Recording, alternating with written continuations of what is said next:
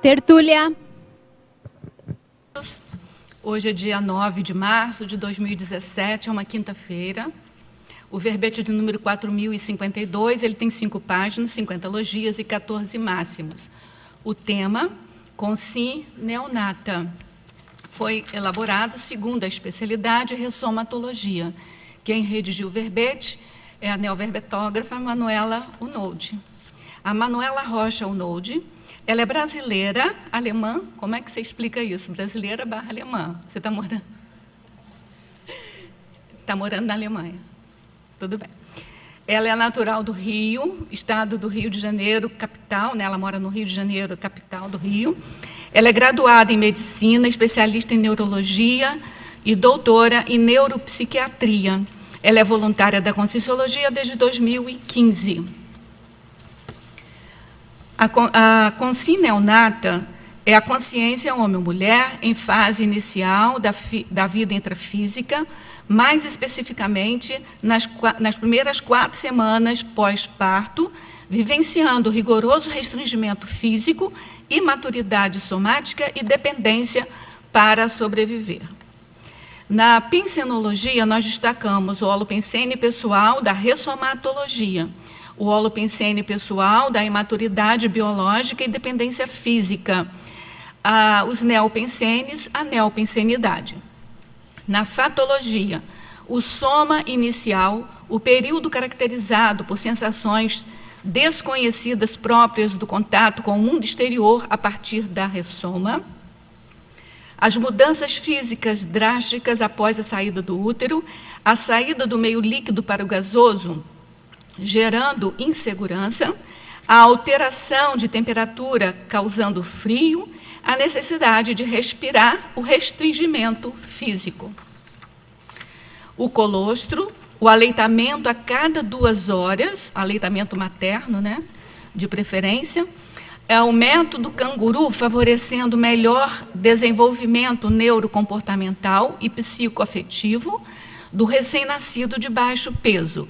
A massagem estimulante e aumentadora de apetite, importante para os prematuros. As inúmeras impressões processadas durante o dia. Os choros noturnos interpretados como decorrentes de cólicas. Os soluços, os medos da consim ressomante, repetir erros do passado. Os ataques por animais e acidentes com balas perdidas, observado em possíveis congéus neonatas. A eclâmpsia, podendo levar até a dessoma da parturiente e ou do neonato. Os maltratos infligidos pelos genitores. O nome próprio, escolhido pela consim ressomante, a oportunidade de superar a performance pessoal das autorretrovidas. A gente chama atenção que na fatologia tem 28 linhas, o que constitui o máximo para o verbete, e a gente conta aqui com o nosso debate para explorar os outros itens, né? Na parafatologia, a conexão entre o energossoma da consim neonata e o da consim mãe,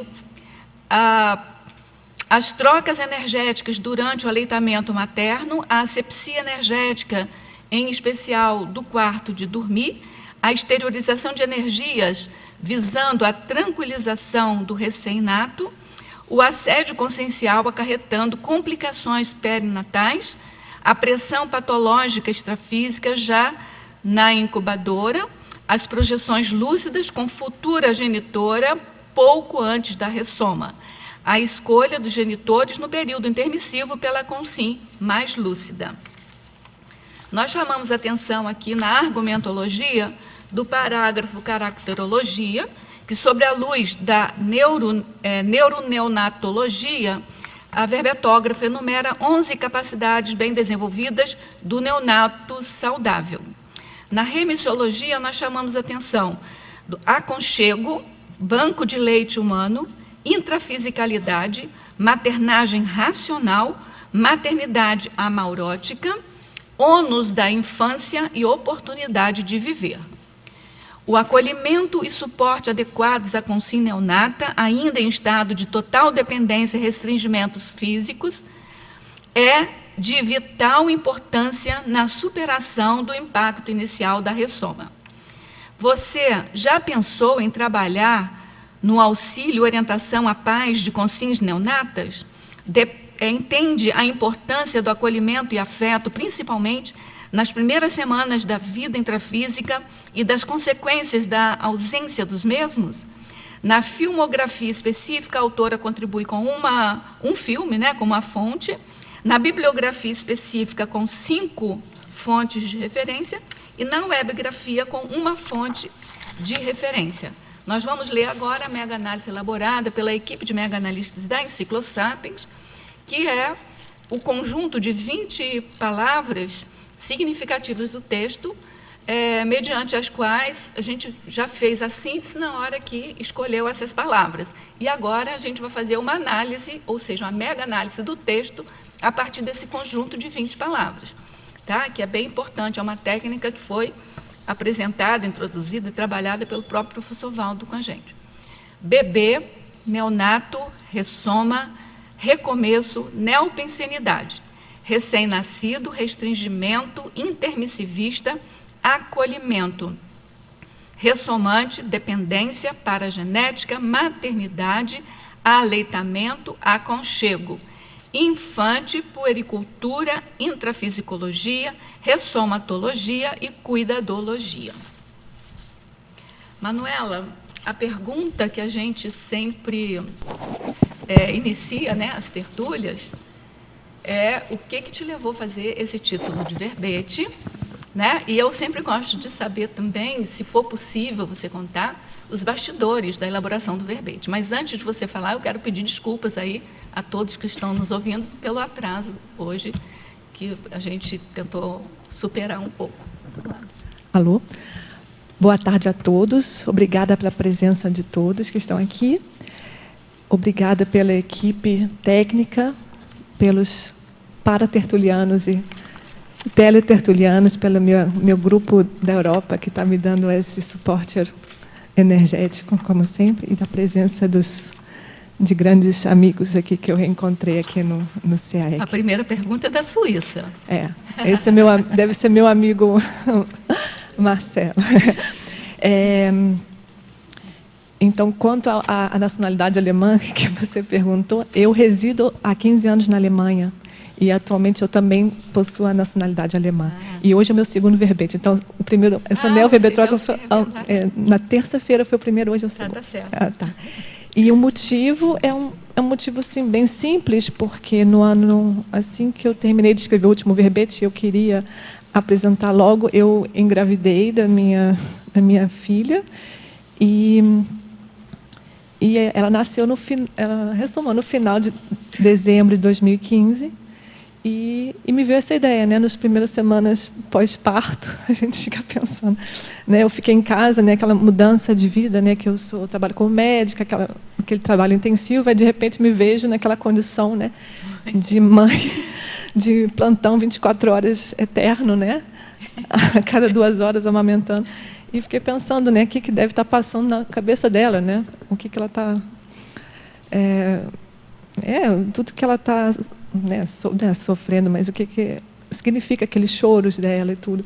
Então, resolvi escrever. Né? Eu fiquei pensando assim, que momento eu queria escrever sobre a infância e resolvi delimitar primeiro esse período neonato.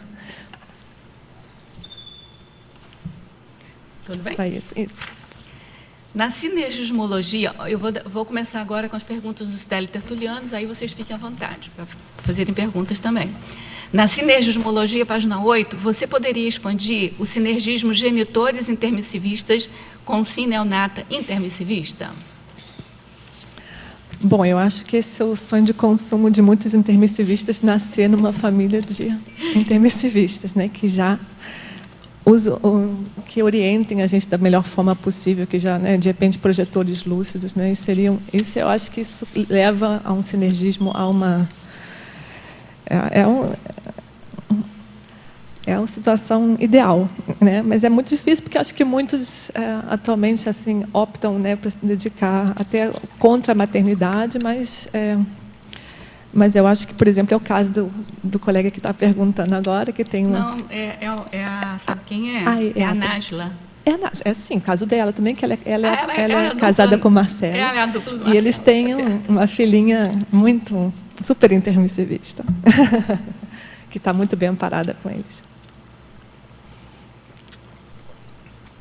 Na paradoxologia, você quer fazer pergunta? Tem que fazer no microfone. Brivilati. Na paradoxologia, página 9, poderia expandir, se possível, com exemplos, o paradoxo de um neonato dependente poder ser consciência mais lúcida se comparado aos genitores? Uma consciência lúcida, quando ela nasce, ela está restringida, né? E isso é uma situação muito comum, né? Daquela criança que não está com a lucidez completa e está aparentemente totalmente dependente e ainda assim ser mais lúcida que os pais, apesar dos momentos não poder manifestar a lucidez dessa forma, né? É bem incrível, né? A gente, mãe, tem que pensar que aquela criança, mãe, vó, agora na minha condição, tem que pensar que aquela criança, ela é uma consciência, né? Você não admite. Tem até o mega pensene, né? Bebês são consciências. São consciências. Na fatologia, página 8, na quinta linha de cima para baixo, poderia aprofundar o item os medos da consciência ressomante, repetir erros do passado? Assim, no momento antes da ressoma, né, então, muitos passam alguns passam pelo curso intermissivo, né, tem todo aquele preparo, mas a partir do momento que há esse restringimento, né, há essa perda de lucidez, há muita tendência de a gente repetir, né, ser antepassado de nós mesmos, né, repetir o passado. Então, acho que essa insegurança é pertinente. Acho que mesmo que não seja muito consciente, no inconsciente, acho que a gente traz essa apreensão, essa ansiedade de não querer errar, né? E às vezes são esses choros, né, que a gente vê nos recém-natos, né, que eu conheci uma criança na Alemanha que tem muita afinidade comigo, ele tem 1 ano e meio, ele chorou 7 meses seguidos. A mãe dele tinha que andar com ele 10 horas por dia, pendurada num lenço, né, e só era a única situação que ele parava de chorar. É uma criança super dócil, mas ela falou que com 7 meses parou. Mas ela falou que ela estava pesando 45 quilos, ela falou que era impressionante. Fez lembrar o professor Valdo, né, que chorou 11 meses, né? Tem uma condição que é bem interessante, que é a hiperventilação cerebral que o choro traz. Essa hiperventilação cerebral que o choro traz, ela permite avivar a questão parapsíquica. Tanto que as crianças que nascem de fórceps, por exemplo, é o meu caso, foi o caso do professor Valdo, parto trabalhoso e laborioso, tem essa condição posterior e que ela é benéfica, no sentido que ela vem para avivar, amadurecer mais cedo, trazer o processo parapsíquico mais presente. Então, o cérebro fica mais, vamos dizer, vivificado, fortalecido, vigoroso, para poder bancar o mental soma que a criança está trazendo, né? Enquanto o cérebro não fica pronto, é o jeito. Porque não dá para fazer. Fica pronto mais rápido, talvez, né? Aí acelera mais toda rápido. A questão, né? Porque não dá para encaixar a forma do paracérebro num cérebro incipiente, como é o caso do bebê. Cheio de moleira, cheio de coisinha mole, né? Não tem nem ainda estrutura para receber aquilo. Então, o choro, ele é um fortalecedor, é um energizador, eu diria, dentro dessa condição. É o que se observa, que é bem interessante, né?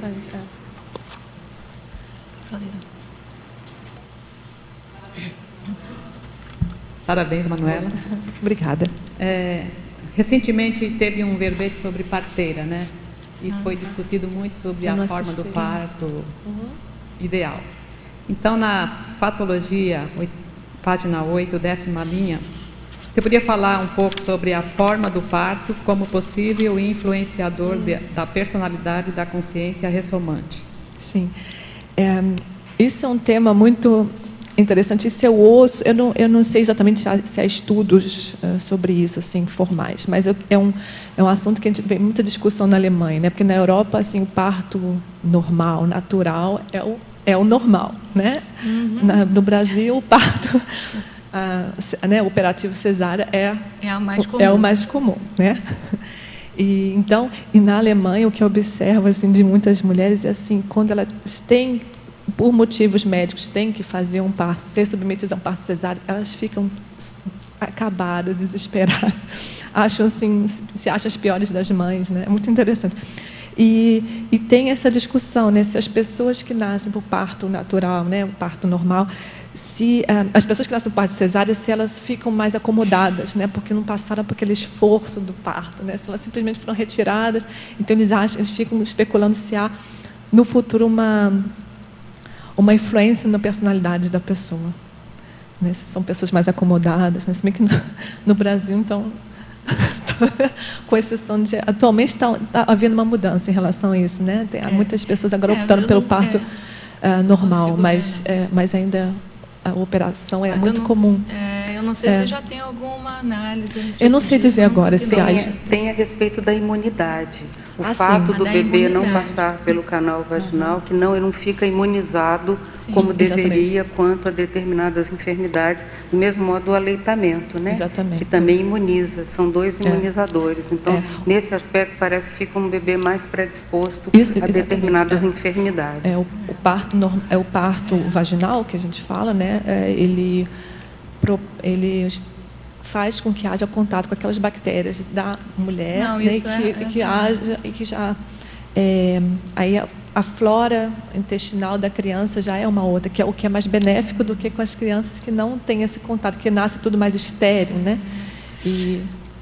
Eu não sei, assim, eu tenho experiência de filhos com cesárea, né? Eles não são nada acomodados. Aí eu pensando, raciocinando assim, eu acho que, na minha dedução lógica, é o contrário, porque eles são arrancados. Não, assim, então eles são arrancados, eles têm que enfrentar o mundo exterior com muito mais impacto. Então, não sei. Talvez seja mais Rosa, mas o bebê que nasce no parto normal tem tendência a nascer por eles mesmos, assim, impulso deles, né? Não é arrancado, nem todos são arrancados. É uma coisa mais ativa por parte do bebê, ele nascendo por parto vaginal, e o parto cesárea é uma coisa mais passiva. Talvez ele tenha que agir mais, né, a personalidade dele para poder sair.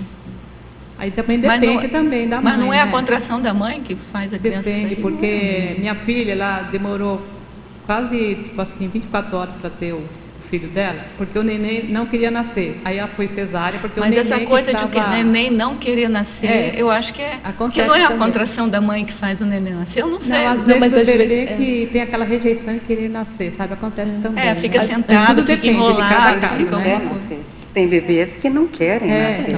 A síndrome do estrangeiro é justamente uma das características isso, né? Essa, de recuar e não querer e ressoma. Mas você quer ver uma coisa? Eu já vi o professor Aldo falando que criança que tem, eu não sei o nome técnico, um cordão umbilical rodado, que tem propensão a ter parapsiquismo depois que nasce. Também pela hipóxia cortical. Então você vê tanto a hipóxia cortical do bebê, quanto a hiperventilação posterior, quanto o parto laborioso, que pode provocar, vamos dizer, um restringimento ainda maior craniano no bebê, aparentemente, faz o restringimento, mas depois, por exemplo, o professor reclamava que tinha machucado na hora de fórceps, na hora da extração, tinha machucado a cabeça dele, por isso ele chorava tanto. Muito, então, esse restringimento que acontece, que pode até machucar, o choro, o cordão umbilical, que é uma hipóxia temporária, às vezes causa lesão, às vezes não, às vezes pode desenvolver o parapsiquismo.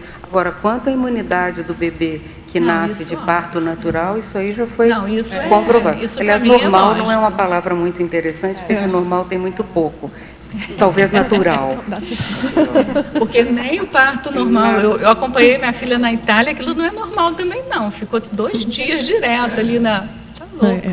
Eu tive parto vaginal também, mas eu tive uma experiência excelente, fui muito bem amparada, tive uma equipe de parteiras. Elas são parteiras formadas. E no meu caso, porque o que pode acontecer com a criança, ela pode, eu não sou obstetra não, mas às vezes o tamanho da criança, às vezes não é só contração uterina, às vezes é a rotação da criança, dependendo, ela pode prender, às vezes não tem a rotação ideal, aí ela pode prender e o parto fica impedido. A minha filha, por exemplo, ela era grandinha, nasceu com quase 4 quilos, tinha esse processo do cordão no pescoço, nessa circular de cordão que eles falam, mas essa história da hipóxia parece que não é refutada, porque eles falam que, na verdade, aquilo não causa nenhuma hipóxia, porque a criança está recebendo o oxigênio.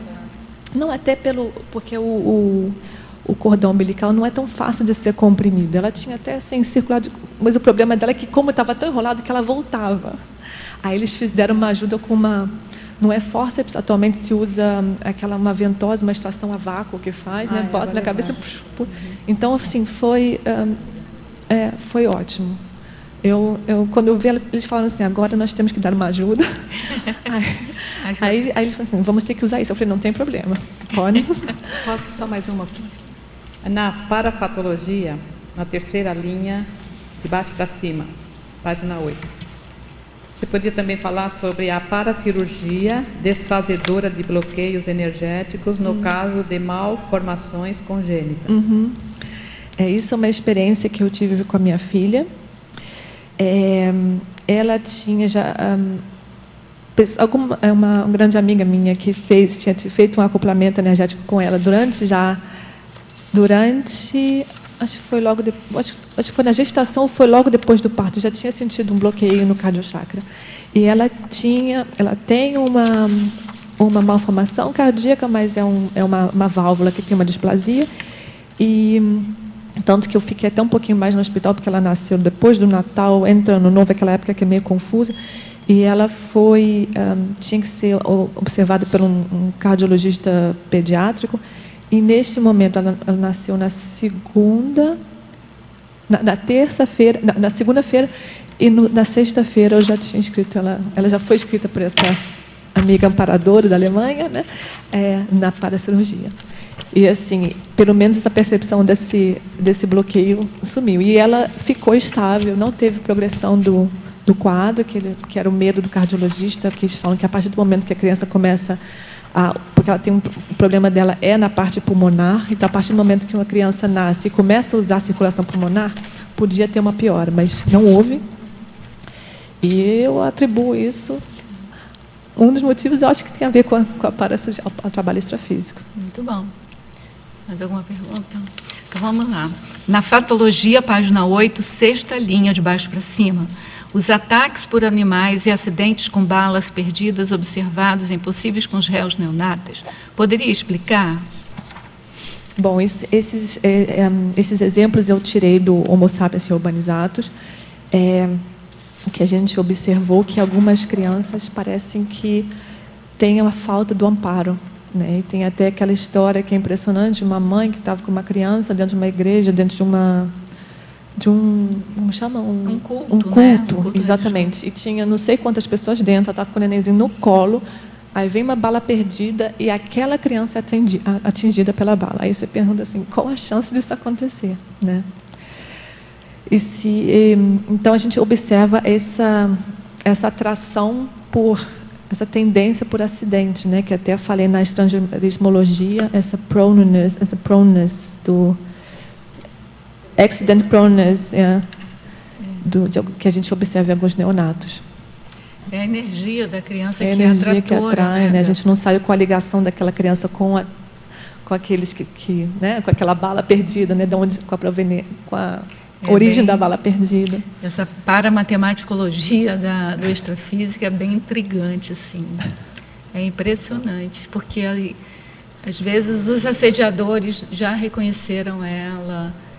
Né? Então, a própria energia dela atrai, porque a ressoma é bom porque esconde a gente dos assediadores, porque a gente tem muitos desafetos, né? Mas nesse caso pode ser que ela não tenha conseguido, né? A testemunha, pois é. Então, é bem complicado. Pode fazer. O que é o curso de Shantala e depois ali, ainda na estrangeirismologia, a Meisterbet? O curso de Shantala, o curso de Shantala são cursos de massagem indiana que eles fizeram, adaptaram, são massagens para bebê, né?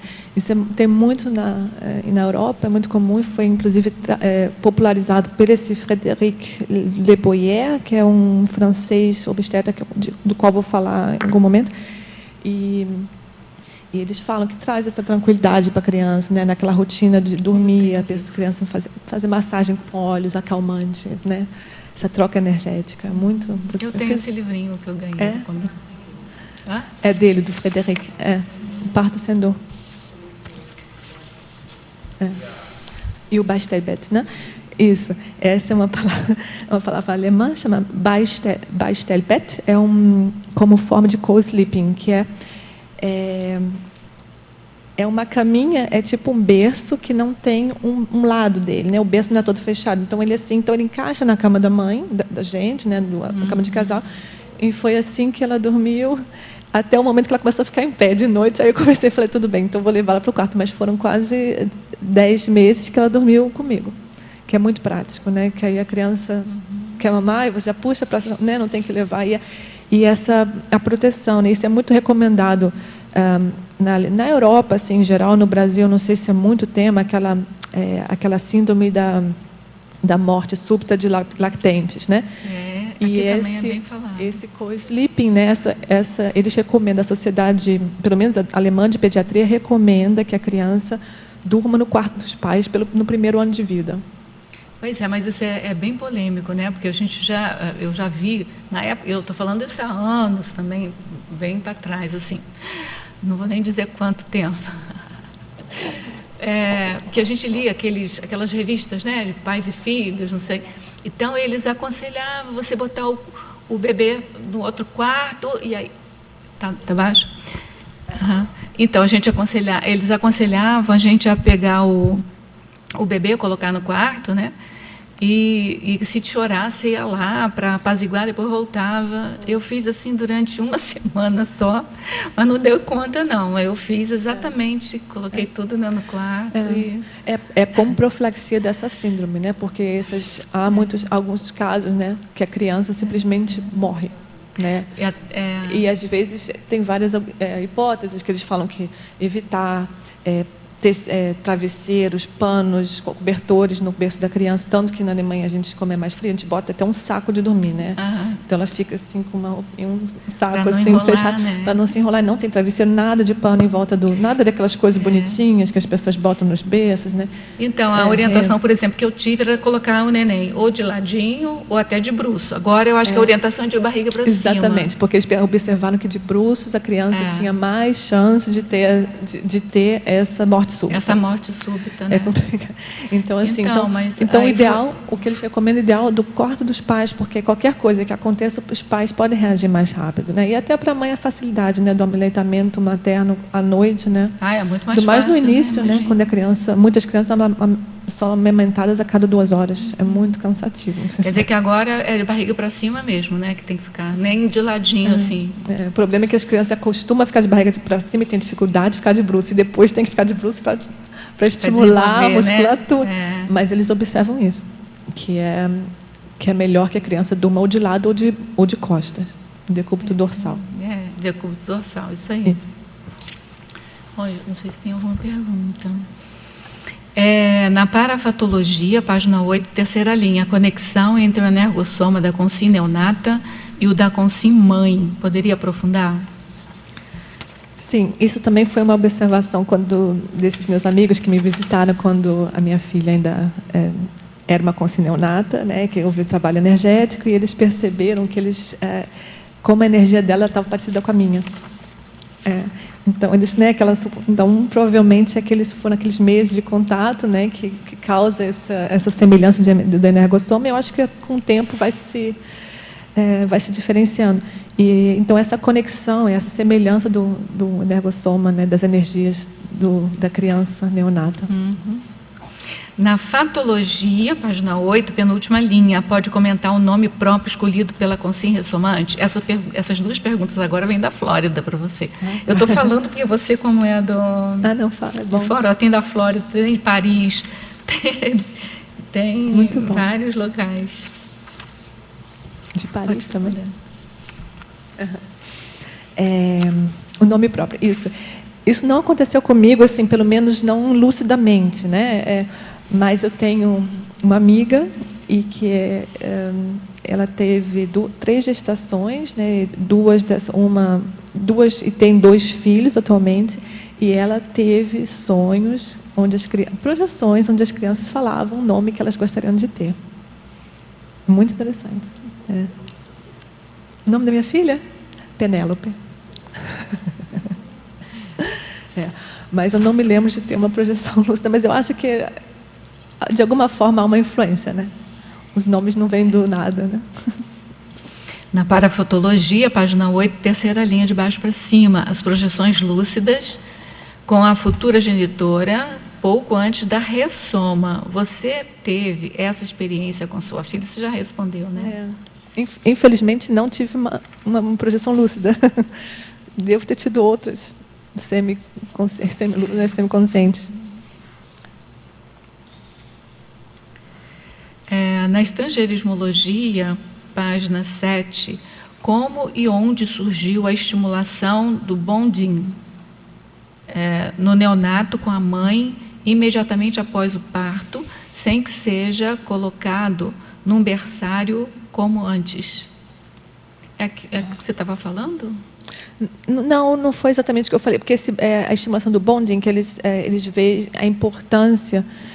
Isso tem a ver com aquela coisa do parto sem dor, do parto, né, que foi iniciado por esse Frédéric Le Boyer, que é esse francês obstetra, que nos anos de... acho que é 1975 que ele lançou o livro. E eles começaram a observar a importância do contato com a mãe diretamente no pós-parto, né? O que eu observo assim, no Brasil, ainda, talvez por conta das cesáreas, né, que a criança é tirada da mãe, vai ser lavada, vai ser não sei o quê, medida, pesada. Como se uma hora depois o peso fosse mudar, ou o tamanho, né? E como se isso fosse muito importante, né? É muito mais importante que a criança, logo depois, né, do nascimento, diretamente, venha, fique com a mãe. Né? Eu tive a sorte de ter tido essa experiência. Minha filha nasceu, ela veio direto para mim, no estado que ela estava, né, aparentemente suja, né, sei lá, enroladinha, ficou comigo 2 horas no meu colo, mamou. Aí, depois que ela mamou, depois que ficou tudo tranquilo, aí a parteira falou assim, agora eu vou pesar ela. Né? Não tem necessidade nenhuma de fazer diretamente, é uma tortura com a criança fazer aquilo. Né? Porque não tem mesmo, né? Não tem necessidade. Não muda nada. A única coisa é que a criança chora mais, aí fica mais...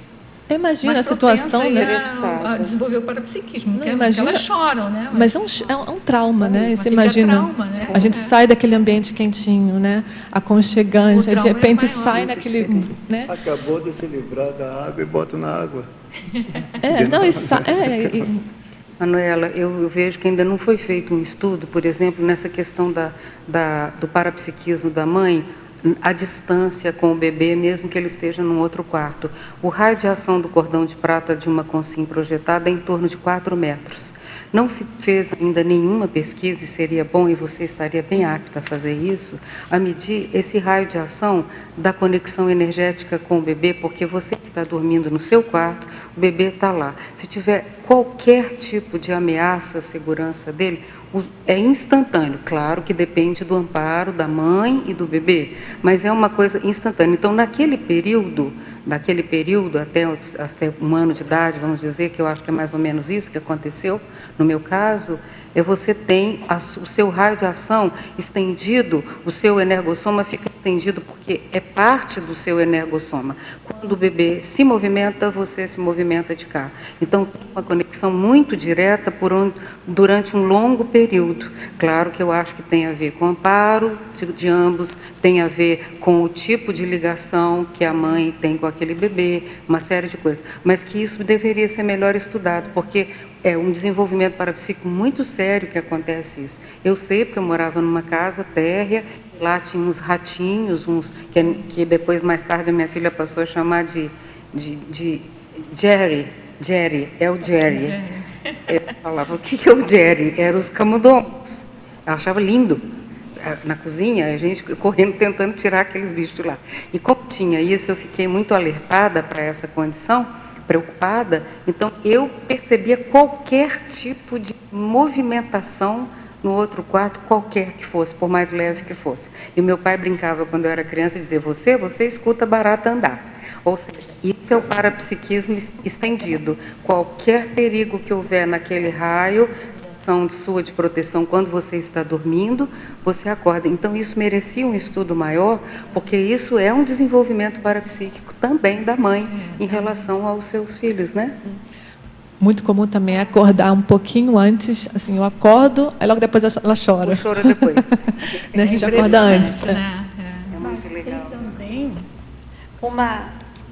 uma ideia, isso eu me lembro, sempre teve essa ideia de que quando saía o leite espontaneamente do peito, era porque o bebê estava pensando em mamar.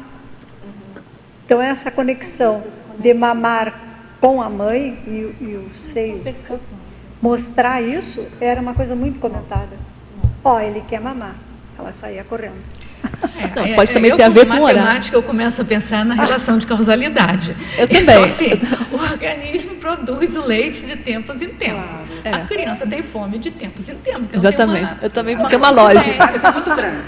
Pois é, mas... Tem uma lógica. Porque essa coisa de causalidade é bem complicada, né? Você, às vezes, tem a correlação de coisas acontecendo para e passo, mas aquilo não quer dizer relação de causalidade.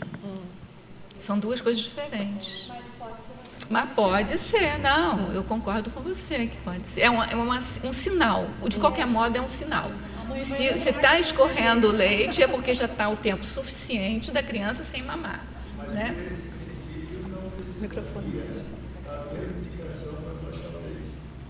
Como é que é? Depende. Por esse princípio, não precisaria haver medicamentos como spray, né, nasal para o leite baixar, para o leite descer. Bastava a criança pensar. Sim, mas depende da natureza também. Pois é. Né, Não é tão direta. tá certo.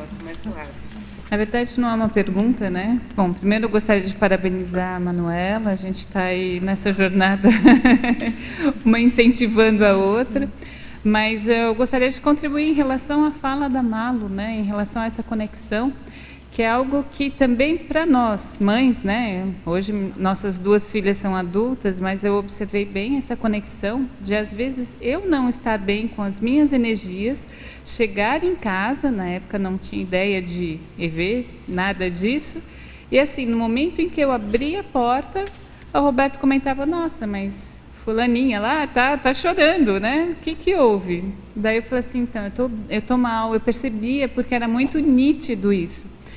Quando eu entrava mal em casa, aquela criança que estava chorando, que estava bem, dormindo tranquilamente, começava a chorar. E não é porque ela me escutasse, porque era distante a porta. Então, essa questão dessa conexão da mãe com a criança é para os dois lados também, né? E se os animais têm isso, o cachorro sabe quando o dono dele estacionou o carro lá na outra esquina. Se o cachorro, que é um animal, que não tem essa condição toda tão sofisticada, percebe claramente esse processo, imagina um bebê que ficou... A fusão entre duas consciências mais profunda não é o ato sexual, é a gestação, que fica literalmente uma consciência dentro da outra. É igual uma boneca daquelas russas. Só existe esse nível de conexão tão intenso que você não pode se desligar, porque está dentro de você. Então, essa condição cria uma conexão potentíssima, né? E ela já começa desde o início lá, desde a sua, do início do embrião, aquilo conecta, imagina a força que tem. Depois um filho cresce, é adulto, vai morar não sei onde e continua exatamente a mesma coisa. Sua filha mora na Itália, eu sei, a minha filha também mora distante de mim. E não quer dizer nada, porque ela fala assim, por que você me ligou agora? Porque eu liguei, porque você sabia que eu estava precisando. Ué, porque sabia. Pega no telefone e liga, simplesmente. Então, você chega sempre pontualmente, porque vai aumentando, aumentando. Então, a tendência dessa conexão é ficar mais potente e não enfraquecer com o passar do tempo. Logo, ela vem de uma outra característica que não depende de tempo e espaço, que é parapsíquica e extrafísica. Eu acho que é a de pensênica, né? E pensênica. Eu acho que tem uma ligação pensênica. Muito potente. Meus filhos já têm 40 e tantos anos. Então, assim, às vezes eu falo assim, eu tenho que ligar para o Gustavo. Aí, quando eu chego em casa, tem um recado dele na secretária, tem alguma coisa, porque eu não uso celular. Então, assim, é impressionante. Mas, Rosa, já existem estudos, isso faz tempo que existe, a respeito da ligação do subhumano com os seus filhos. Vocês sabem disso, né? Retiraram os filhotes de uma mãe subhumana, não me lembro se era uma gata ou uma cachorra, isso eu não lembro, e tiraram longe e foram matando um a um. A cada tiro que davam no bichinho, ela saltava. Sentia. Experiência boba, né? Tadinha. Horrível, né? Horrível. Só para saber, podia fazer alguma coisa, eu um acho que eles piscãozinho, queriam alguma saber coisa. se havia realmente um vínculo maior. Existe um vínculo. Existe, né? Foi doloroso para o animal e para os filhotes, e para quem fez, Mas foi. a experiência... Mas mostrou que existe. E esse vínculo, até agora, não conseguem explicar. A gente aqui já tem outros meios para explicar, a gente já tem, né? A pensenidade, a orla pensene. Pode fazer a sua pergunta. É mais assim, vocês estão falando muito da mãe para com o filho, né? E eu tenho muito de mim para com a minha mãe. A minha mãe não me percebe muito, mas eu já, ao contrário, percebo muito ela. Então, sempre que ela tá assim, meio mal, ou tá alguma coisa acontecendo, daí você chega, às vezes liga, ou tem alguma coisa assim, acho que eu só não sei o nome dela. Manuela. Acho que você pode, às vezes, falar alguma coisa mais sobre isso, que você teve com a tua filha, alguma coisa... Eu acho que isso tem a ver com parapsiquismo também, né? Então, você provavelmente tem um parapsiquismo mais intenso com a sua mãe, mas acho que a ligação... E tem filha que é mãe, né? Tem filha que é mãe. Tem filha que é mãe. Tem filho que vem para acabar de criar os pais. Então, há todo tipo de contexto. Filho mais maduro que vem para criar os pais, filha que é mãe, filho que é pai, né? Então, isso aí tudo depende muito da maturidade da consciência, né? Nessa atualidade, eu vejo que, assim, convivi bastante na Socim e o pessoal às vezes se encontra bastante os filhos que têm uma maturidade maior que os pais. Então, no meu caso, eu tenho uma maturidade maior que a minha mãe e até um pouco que a do meu pai, mas isso não interfere. A gente aí tem que ver como que eu tive dificuldade de lidar com isso, né? Poxa, eu sou mais madura que a minha mãe, como é que eu vou fazer isso, né? Como lidar com isso? E aí ela tem você às vezes aceitar isso, poder ajudar a pessoa a se tornar, às vezes, uma mãe ou um pai melhor naquilo que ele consegue, e a gente poder compreender isso é bem interessante. Eu sou mais, assim, eu fico mais ligada com o princípio. Quem tem mais lucidez é que tem a responsabilidade de mediar. Porque, por exemplo, no meu caso, né, eu acho que na minha família, acho que tem o curso intermissivo. Então, eu tinha que mediar para minha mãe, e tinha que mediar para os meus filhos, tenho que mediar para os meus filhos. Entendeu? Então, assim, eu sou mãe e filha, agora eu não sou mais filha que meus pais dessomaram. Né? Mas, assim, enquanto eu tinha os pais, eu era mãe, eu tinha 2 papéis, como muitos de nós da minha idade têm, entendeu? Então, eu acho que, assim, eu prefiro lidar com o princípio. Cabe a quem tem maior lucidez a responsabilidade de apaziguar, de pacificar, de compreender. Mediar a situação ali, né? Não é de aceitar, assim, tem que fazer tardes, não, mas assim, é bom, né? É importante. Reeducar. Mas eu acho que aí sai dessa noção de pai, de mãe, de filho, sabe? Sei, é a sensação que eu tenho. E às vezes é difícil quando a consciência ainda é adolescente, né? Quando a consciência mais lúcida ainda está no processo... Não, e lucidez, assim, você tem em algum ponto... Eu tenho mais lucidez que meus filhos. Em outros pontos, eles têm mais lucidez do que eu. Claro. Porque a vivência que eles têm, imagina, cada um morou... Eles trabalham numa vida de hoje, diferente da minha vida lá para trás, entendeu? Então, eles têm em alguns segmentos da vida, eles têm muito mais lucidez do que eu. É claro. Mas, do ponto de vista da multidimensionalidade, claro que eu tenho mais do que eles, porque eles não estão estudando isso, não estão ligados nisso. Então, essa coisa também de discernimento, de lucidez, vai depender do viés que você está falando, né? O que é o índice de Apgar na fatologia, na penúltima linha de baixo para cima, na primeira página? O índice Apgar é um índice que foi criado por uma anestesiologista pediátrica, obstétrica, né, a Virginia Apgar, e esse índice é usado até hoje para dar nota para as crianças. Quando eles nascem, eles recebem uma nota, né, de 1 a 10, isso de acordo com, são 5 critérios, de acordo com como a criança se apresenta, se a criança chora, o choro é forte, a frequência cardíaca, a cor, a coloração da criança, se está azulada, se está rosa, entendeu? Aí depois, um minuto depois do parto, e depois 5 minutos, né? E para analisar como que está o desenvolvimento da criança, quer dizer, se a criança precisa de um atendimento mais intensivo. Como é que foi a nota dela, se você quiser abrir? Eu acho que foi 8, 10, porque ela no início teve porque foi um parto laborioso, então ela estava um pouquinho assim com a frequência cardíaca um pouco acima, mas o resto um pouco abaixo, mas o resto depois ela se normalizou, foi tranquilo. Isso também muda muito durante a vida, né, o decorrer da vida. Isso é só um valor assim direto depois do parto para analisar. Pode fazer sua pergunta. Manuela, na fatologia, página 8, quarta linha de baixo para cima. Fala um pouco sobre a microcefalia resultante de infecção com o vírus Zika durante a gestação. Se é um problema só do Brasil ou na Alemanha também tem? Não, na Alemanha... Ou outra experiência que você tem? Não, eu não tive nenhuma experiência, porque eu só vi os relatos do Brasil, porque na Alemanha ainda não teve casos, né? Depois, atualmente, começaram a surgir nos Estados Unidos. Agora, nem sei dizer onde estão os casos que foram acompanhados, né, que foram observados. Mas, assim, é interessante assim, essa observação essa infecção com esse vírus Zika, né? Que é isso? Tem a ver com a reurbanização? Porque foi muito, né? Foi bem impressionante a quantidade de casos, né? Porque se a pessoa não está grávida, não havia quase problemas, né? A infecção com esse vírus não causava praticamente problema algum, né? E só no caso das gestações, né?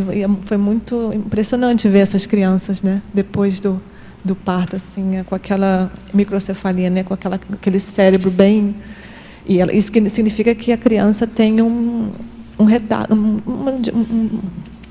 mental, né? Uma inteligência abaixo da média, além de déficits motores. Eu nem sei como que está a situação dessas crianças atualmente.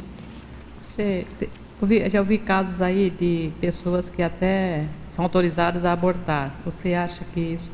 Qual a sua opinião a respeito? Claro que não a respeito do aborto, mas casos assim que às vezes é aprovado, né? No caso de microcefalia que você está perguntando? Isso. Você tem alguma opinião formada? Uma opinião? Eu sou, assim, quase sempre contra, né? Mas isso eu acho que é uma coisa que tem que analisar caso para caso. Eu não posso julgar, eu acho complicado. Eu já vi o professor Waldo falando, não sei se você lembra, que ele era a favor, nesse caso mas nesse caso da microcefalia constatada, verificada, era a favor do aborto, porque não tinha cérebro. Não é anencefalia, ele tem a microcefalia. A microcefalia é diferente, a anencefalia. A anencefalia é realmente a criança que não vai...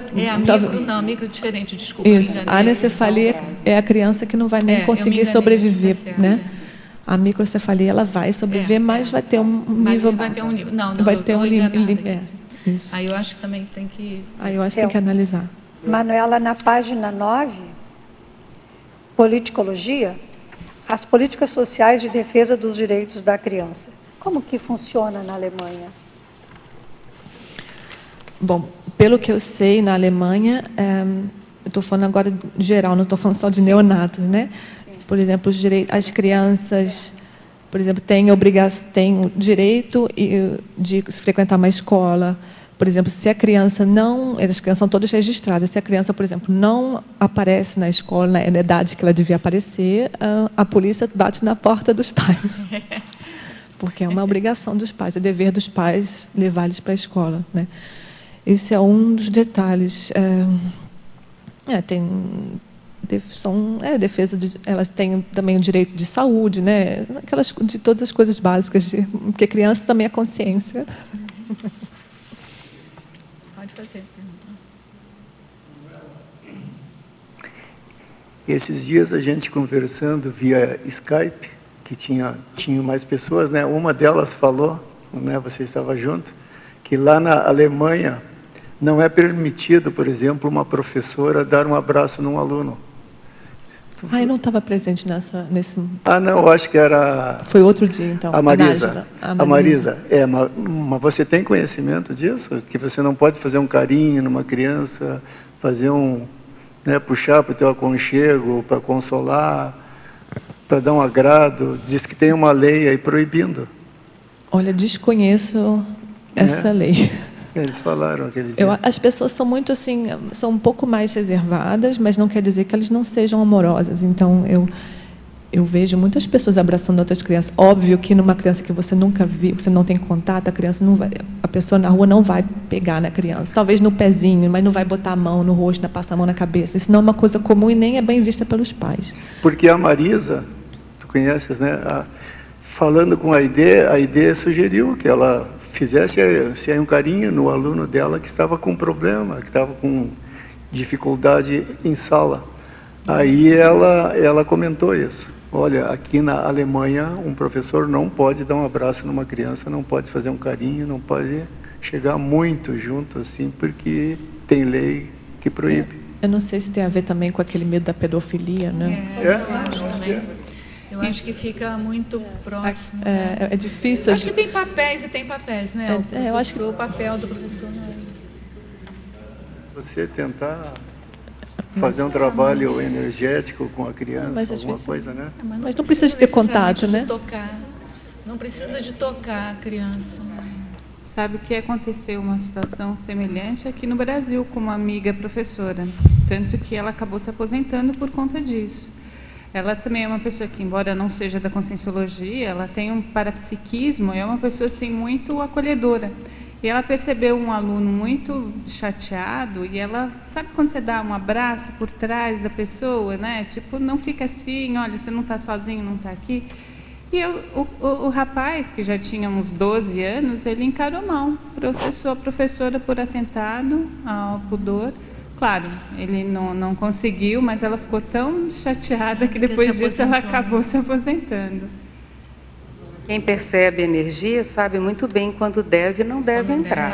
Aí vem uma questão muito mais complexa, porque você percebe claramente quando alguém rechaça o seu processo energético. Você não pode ser intrusivo em relação ao outro. Então, é preciso saber se o outro está predisposto àquela abordagem. Por isso que o trabalho energético, você vê aqui durante anos, o professor Valdo fazendo a mega euforização, não encostou em ninguém, nunca tocou em ninguém. No entanto, trouxe para aquela pessoa, por alguns minutos, um mundo energético e mental que a pessoa não desfruta por si mesma.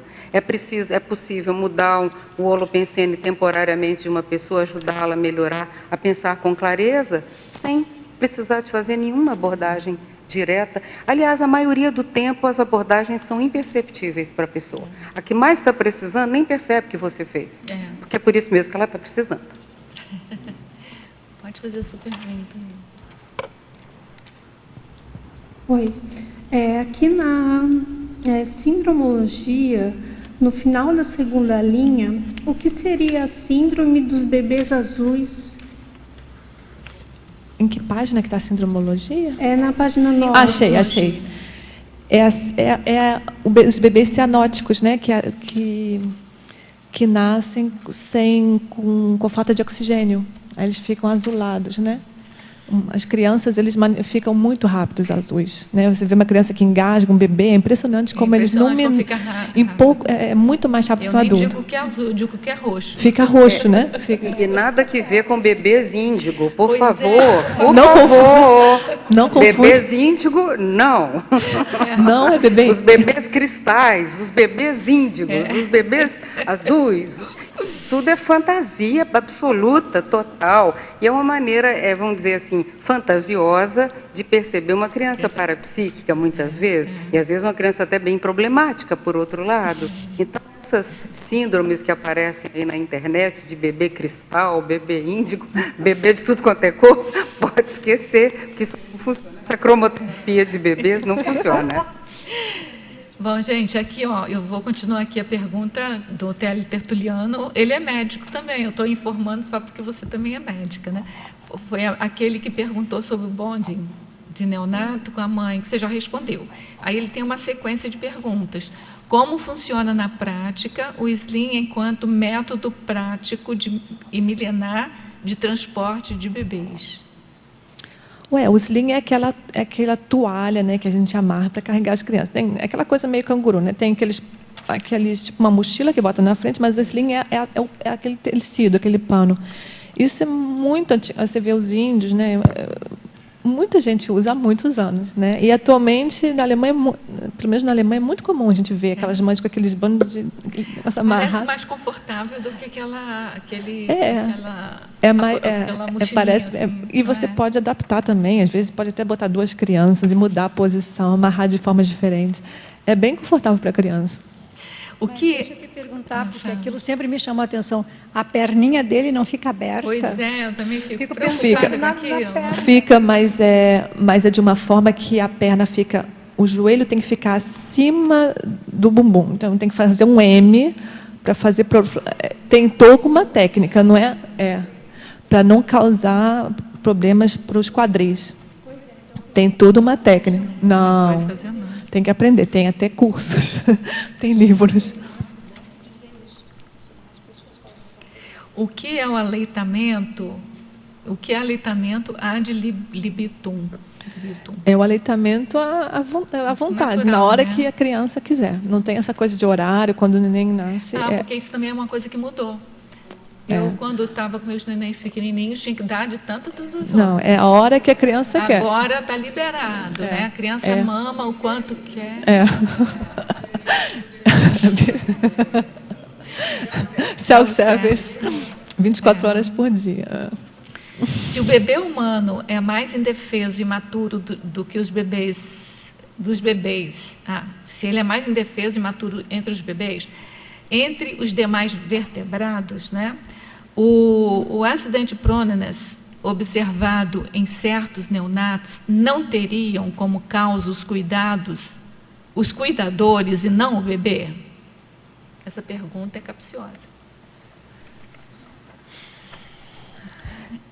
Eu acho também que, óbvio que se os pais também foram levianos, né, no cuidado das crianças, acho que isso também pode levar a criança a ter acidente mais facilmente.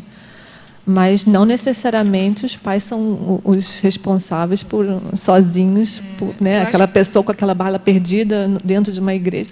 A chance era mínima, né? Para não dizer quase nula.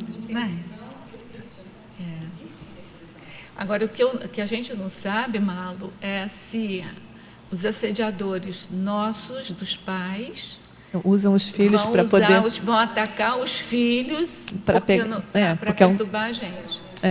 Então, tem de tudo, né? Exatamente. Tem de tudo também. Exatamente, né? É verdade. Na Fatologia, página 7, segunda linha de baixo para cima, poderia comentar as memórias do nascimento contendo evidência de personalidade e raciocínio? Nesse livro aqui, The Mind of Your Newborn Baby, esse autor americano conta que ele é acho que ele é psicoterapeuta, se não me engano, e ele, durante sessões de psicoterapia, ele começou a perceber, as pessoas começaram a contar para eles lembranças do próprio parto, lembranças do período logo após o parto.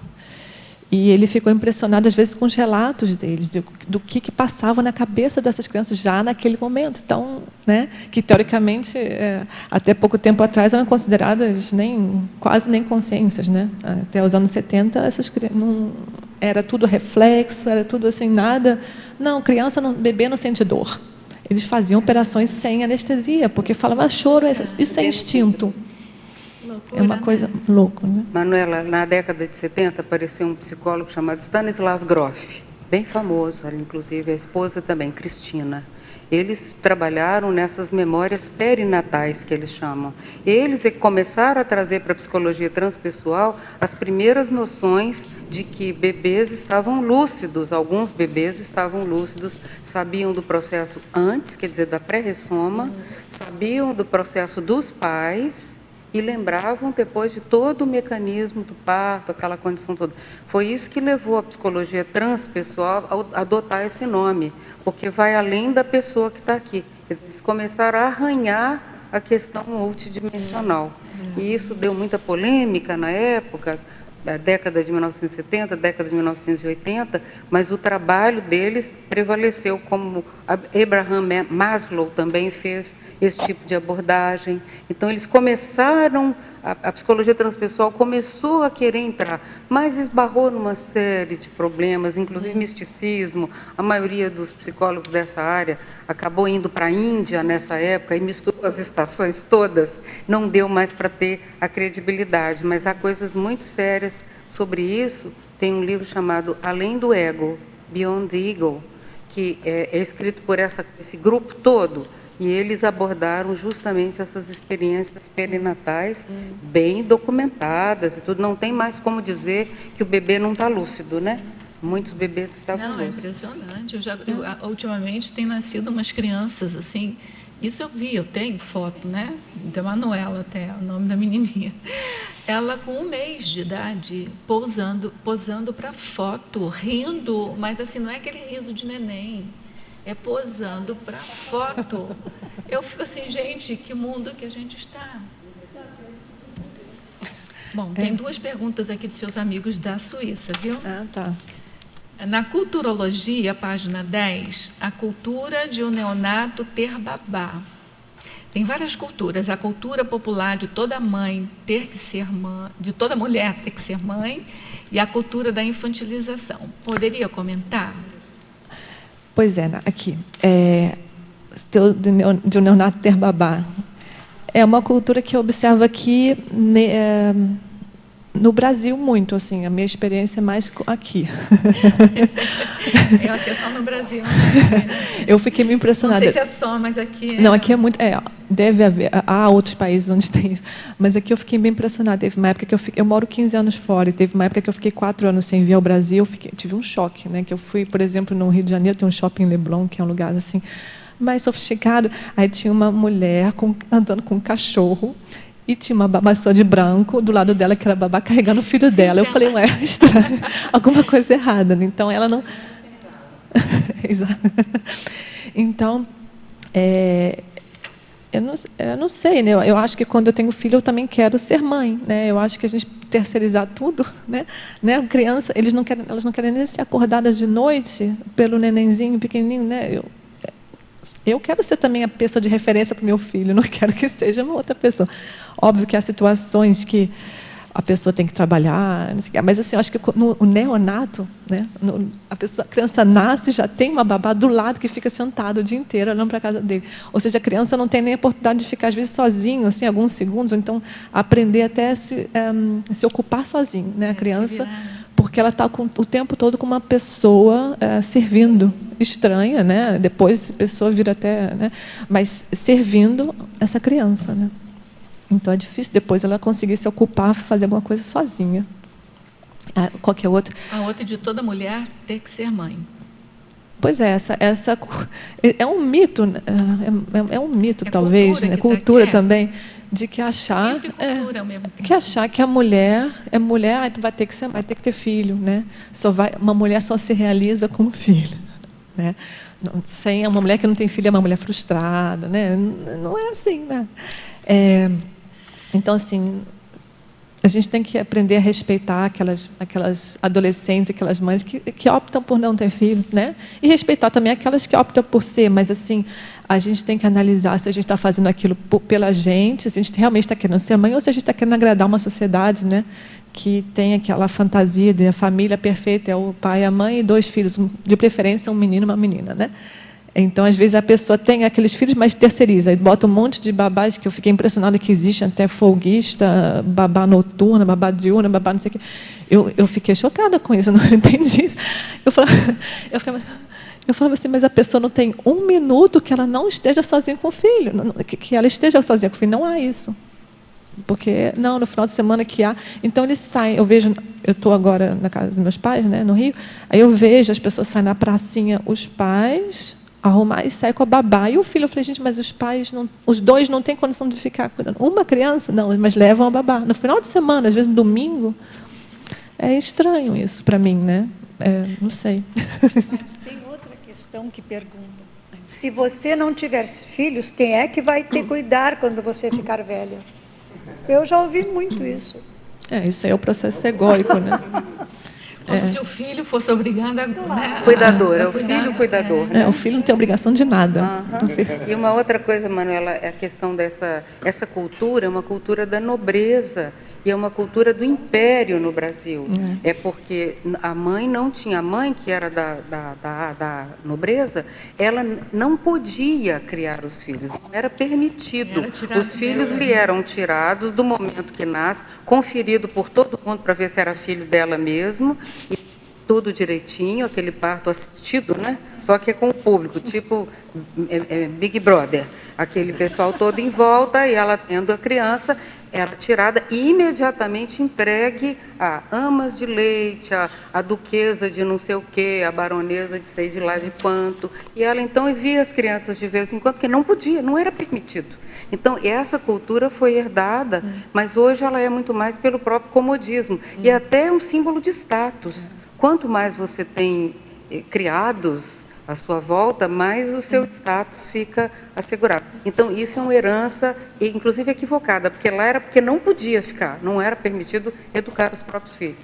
E muitos sofriam com essa condição, muitas mães até. E hoje aqui é por causa da herança do império, da corte, porque nós tivemos cultura de corte também, né? Os nossos imperadores.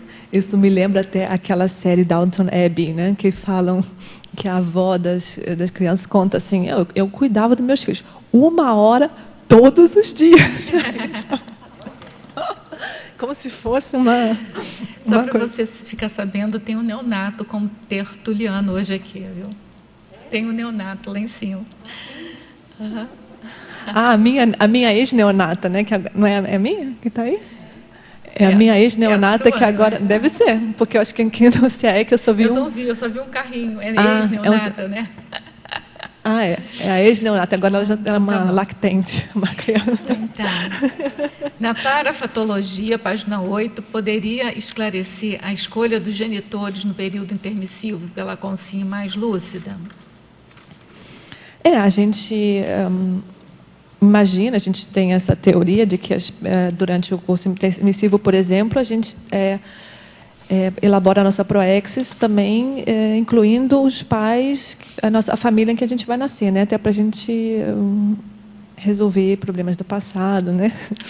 Então, a gente parte do princípio que muitos de nós aqui, né? E eu acho que eu também escolhi a minha família para ressomar ali. Quando a gente... em momentos a gente tem que pensar nisso, né? A gente que escolheu. Não é à toa que a gente está ali. Seus amigos estão bem participativos. Agora vem da Alemanha, a Marisa. A Marisa. Parafatologia, página 8, quinta linha. Asepsia energética, em especial do quarto de dormir. Poderia comentar?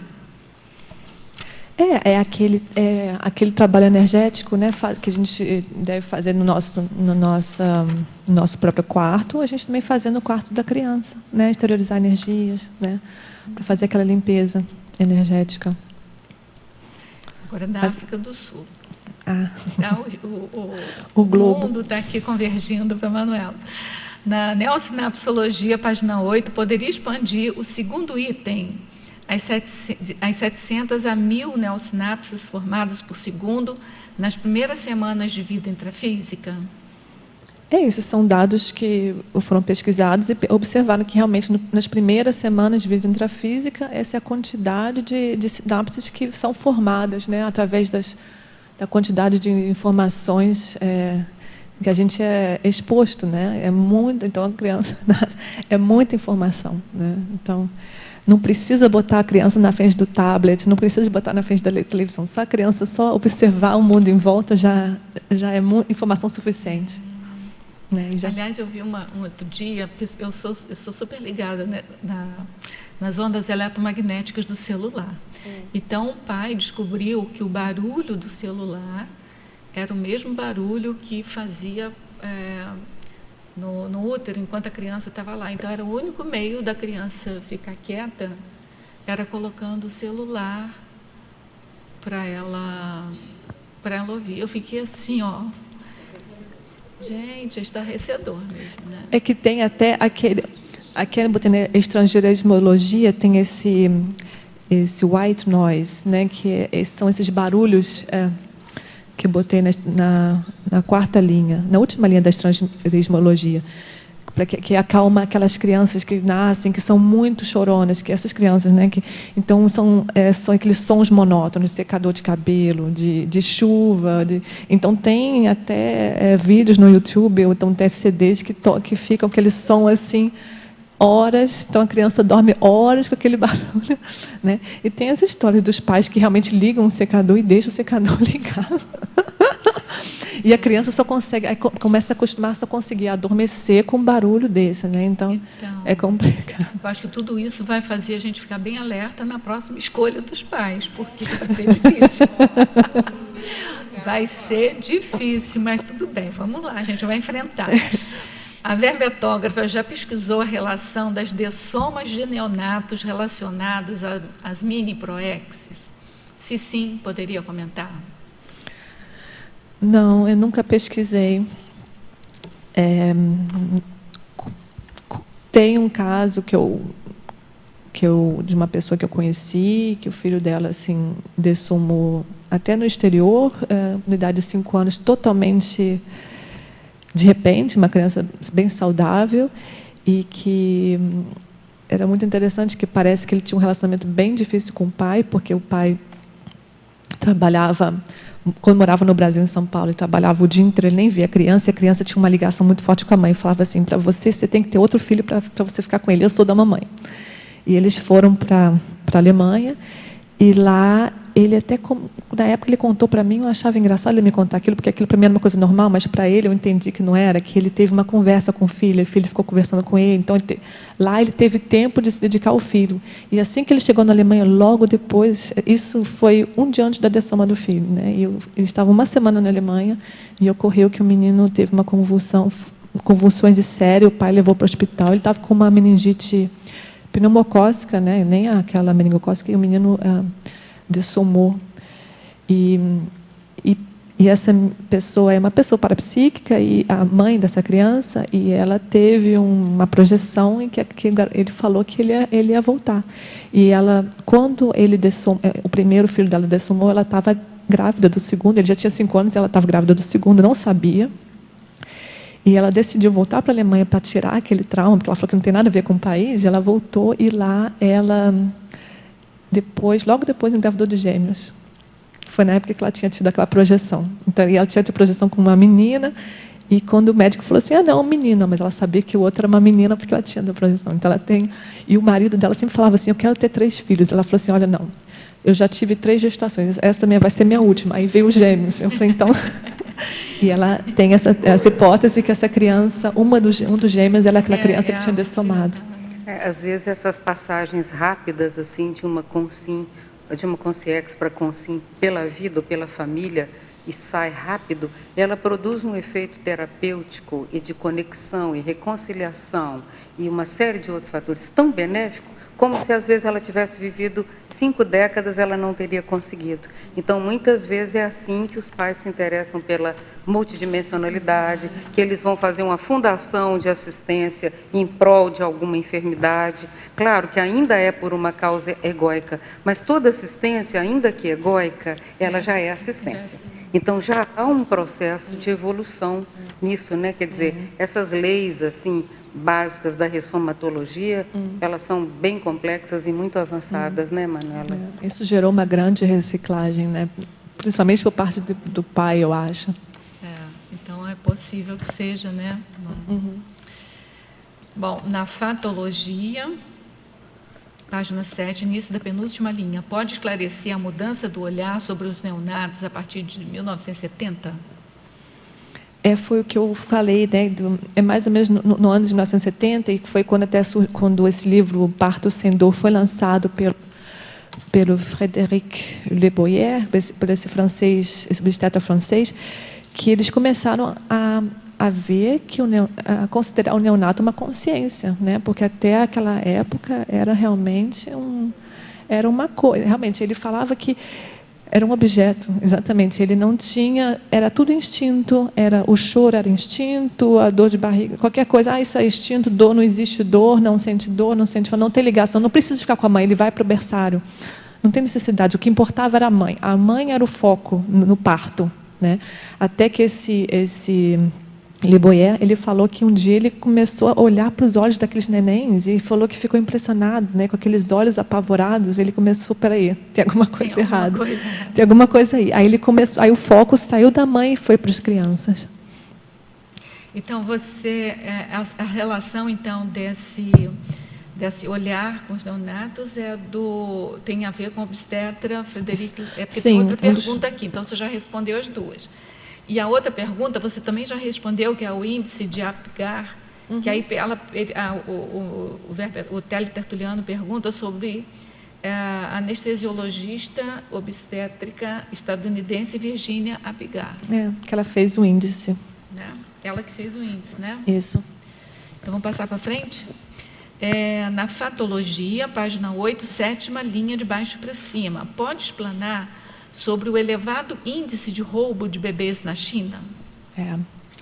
É uma coisa muito séria, né? Na China, por conta também daquela política de um filho, né, de uma criança que foi abolida, que não existe mais desde outubro de 2015, havia também muitos roubos, principalmente dos meninos, né? Porque as meninas não têm o status, eles queriam, já que eles só podiam ter um filho, eles querem aquele que ajude a família, que trabalhe, né? Havia algumas exceções, né, para ter 2 filhos, se o pai também fosse filho único, acho que eles podiam ter 2, ou então na lavoura, né, dependendo. Então, mas na lavoura eles também iam preferir ter 2 homens, né? Então, o que acontece é que as meninas eram abortadas assim que eles sabiam que eram meninas, ou logo depois eram também mortas, né, afogadas. Mas há muito casos de roubos também, de famílias que não tinham condição de ter filhos, ou então de venda de filhos, né? E parece que havia uma gangue, eles descobriram, um número de são mais de 10, pelo menos 10 mil crianças roubadas por ano, mas eu vi um lugar que parecia que chegava a 200 mil, então ele falou que é muita criança. É muita gente, né? Pode fazer. Parabéns a verbetógrafo. Em fatologia, página 8, 5ª linha de baixo para cima. A eclâmpsia podendo levar até a dessoma da parturiente ou do neonato. Então, a minha pergunta é mais a título de curiosidade.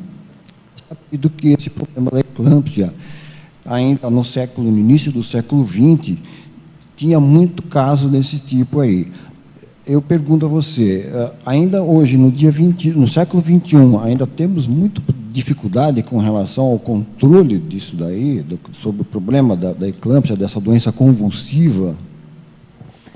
Ainda há muitos casos de eclâmpsia, mas as pessoas são melhor assistidas, né? Elas vão para a unidade intensiva assim que começa a perceber que o início, né? Normalmente já na pré-eclâmpsia já há um diagnóstico, mas como eu disse, eu não sou obstetra, então não quero falar assim, não sou especialista, mas há muitos casos assim, que eles percebem o risco da eclâmpsia, ou então o início, a pessoa já é encaminhada para uma unidade intensiva, faz a cesárea imediatamente, né? E acompanhada. Tendo um maior controle, então, atualmente. Tem um maior controle. Então, assim, tanto que a morte de parturientes, pelo menos em países, né, desenvolvidos, é quase nula, né? Muito baixa, né? De crianças também no parto. o que não deve ser o mesmo em países mais pobres, né? Mas o problema da eclâmpsia ainda existe. E é terrível, né? Manuela, na binomiologia, você podia falar um pouco sobre o binômio neonato, ex-algoz, mãe, ex-vítima e vice-versa também, né? Essa pergunta é de um teletertuliano também. Você já vai fazer. A gente sabe que quando que muitos filhos são ex-algozes de mães e muitas mães são algozes de filhos e por isso que há essa chance, né, de reconciliação, né? Que como filho a gente começa a ver tem o restringimento, né, tem aquela perda de lucidez, então a gente às vezes a gente sente até às vezes as dificuldades energéticas, né, a energia que às vezes não bate tanto, mas é a chance de reconciliação, né?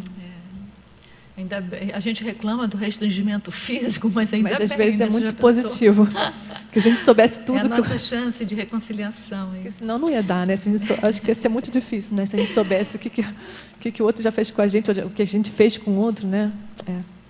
Na parafatologia, página 8, quarta linha de baixo para cima, quais as características de apressão patológica extrafísica já na incubadora? Eu não me lembro se você já respondeu isso. Não, está até escrito errado aqui, eu quero até corrigir. Incubadora, está com E. Hã? É incubadora. Tá, eu escrevi errado e tem uma palavra lá em cima também. Na página 8, né? Quarta linha. Isso. E lá na página 8, já que eu já estou corrigindo, na página 8, na quarta linha de baixo para cima, são maus tratos. Está escrito maltrato juntos, mas são maus tratos com U, né? Tá bom. Eu acho que é isso. Há também relatos, acho que inclusive até no Homo sapiens urbanizados, né, de crianças. Teve uma criança que estava na incubadora e ela sofreu, esqueceram a criança lá dentro. A criança sofreu queimaduras graves. Eu acho que uma criança veio até dessomar. Então você imagina que tipo de pressão que estava acontecendo ali, né? Falta de amparo. Bem complicada essa história. Esse é um relato do livro. Tá bom, aqui. Então, assim, o efeito, na efeitologia, página 8, segunda linha, pode falar a respeito de a publicação científica de 1993 gerando a crença no efeito Mozart? Essa publicação eu botei na minha bibliografia. Está até na webgrafia, né? Essa Music in Special Task Performance. Eles fizeram um estudo e descreveram, né, que quando a criança que ouve Mozart, que havia uma melhora do QI, e que ela tinha nessa tarefa espacial e musical, ela havia uma, não sei se era aqui está dizendo musical, que havia um upgrade, né, uma melhora depois de ter ouvido essa música. Só que esses estudos foram repetidos e não observaram assim realmente uma elevação do QI relevante, uma melhora relevante dos resultados depois de ter ouvido. Mas esse mito ainda continua. Mas eu acredito muito também de efeitos desassediadores de algumas sinfonias. E também estão os efeitos assediadores de outros tipos de composições, né? Mas assim, a minha filha gosta muito de Beethoven, da Nona Sinfonia, por exemplo. Na sindromologia, pode relacionar a síndrome da abstinência da baratrosfera com o tema do verbete? Bom, essa síndrome pode se manifestar também logo no início da ressoma, né? Então, assim, a criança, um neonato também pode apresentar essa síndrome. Porque pelo menos 9 meses ela foi tirada da baratrosfera e ficou lá no período pré-intermissivo para nascer. Então, já pode dar, né? Se ela for muito agitada, assim, muito apegada à baratrosfera, pode ser que dê, né, uma síndromezinha ali. Na megapensenologia, página 7, a frase ressomar é lutar, não é belicista. Ela não parece ser um megapensene trivocabular. Olha, eu não tinha Não, pensado... trivocabular está dentro das normas da técnica de fazer mega-pensamento trivocabular, porque tem que ser uma frase verbal com 3 palavras, e ressomar é lutar.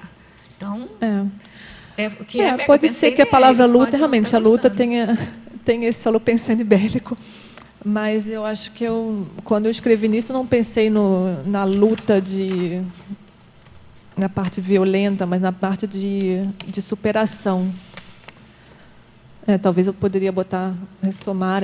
Esse mega-pensamento é seu ou é do professor Valdo? Porque eu não Eu escrevi alguns, eu não sei dizer... Você escreveu pode ser que seja meu. Eu escrevi alguns, eu não sei dizer agora se é do professor Valdo ou meu. Pois é, porque tem a página aqui, tem 2 páginas aqui. Mas tem razão, eu não nesse momento, não pensei, quando eu escrevi, eu não pensei na parte bélica. Quer dizer, não, é só para a gente saber. Mas deve ser meu. Ressomar... esse lutar aí é no sentido de lutar pela vida, né? Lutar pela vida, exato.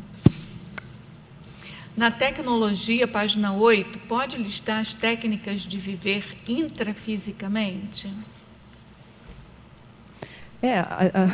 A vida intrafísica necessita de técnicas e é muito diferente da vida extrafísica, né? A necessidade da respiração, a necessidade de se alimentar. Não, né?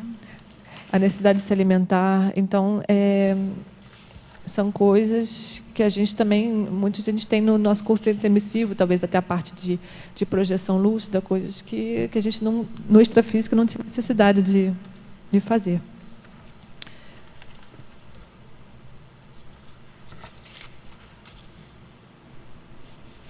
A última pergunta desse tertuliano é na Legislogia, página 9. Não, ele não é pergunta, ele está sugerindo. Sugiro incluir o Estatuto da Criança e do Adolescente, o ECA. Você acha que vale a pena? Ele está sugerindo. A gente pode ver aqui, né? Podemos ver. Porque, pelo menos, não vai mudar o confort aqui, porque só tem espaço, né? Não vai mudar a diagramação do verbete. Não, isso não teria problema. O negócio é saber se é pertinente, porque eu acho que o seu verbete está numa outra linha, né? Mais para Mas aí tudo é mais focado no neonato, né? A gente pode... Sabe o que eu fiquei assim bem pensativa, assim? A gente está comentando isso desde o início, né? Que a criança nasce, ela tem uma série de atividades, ela participa do mundo, assim, logo que ela nasce. Mas sabe que quando eu li essas 11 características, eu fiquei até surpresa Impressionante, e né? bem impressionada. Porque são capacidades desenvolvidas do neonato saudável. Não são muitas? São.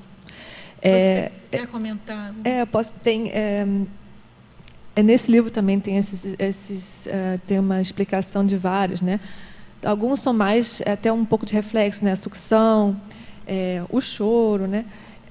Mas eu acho interessante essa coisa da diferenciação do sexo de outros bebês. Eles perceberam que, independente da criança estar com roupa, né, colorida, aquelas coisas, né, que tem aquelas cores de criança, eles são capazes, até vestido, de diferenciar se é um bebê feminino ou masculino. Agora, não estou me lembrando como que eles analisaram isso. Não sei dizer.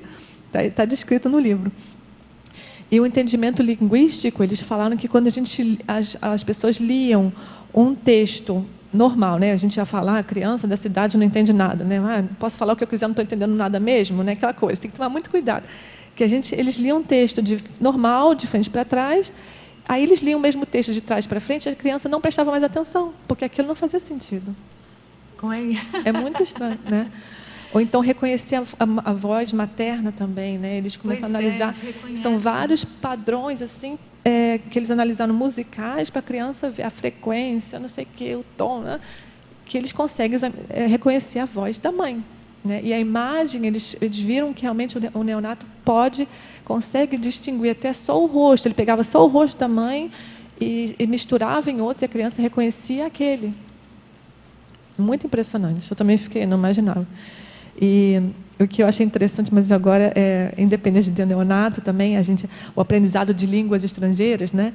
Que eles falam que às vezes você pode botar a criança em frente a uma televisão e ficar ouvindo, sei lá, inglês, mas eles falam que não tem, a criança não aprende. A criança aprende a língua estrangeira se tiver contato com a pessoa falando. O vídeo não é a mesma coisa. Interessante isso, né? É. Em relação à questão do paladar, inclusive, a criança já nasce com o paladar dela oriundo do que a mãe se alimentava. Essa é uma questão bem interessante também. Tem aquela questão, né, de você cantar, de você botar música para a criança, de você conversar com a criança, já dá uma alteração na criança, né? Isso eu digo porque assim o recém-nascido ele vai ingerir o leite materno, né? E já na própria gestação, aquilo que a mãe se alimentava, há um estímulo neurológico que é refletido para o bebê, para a criança depois.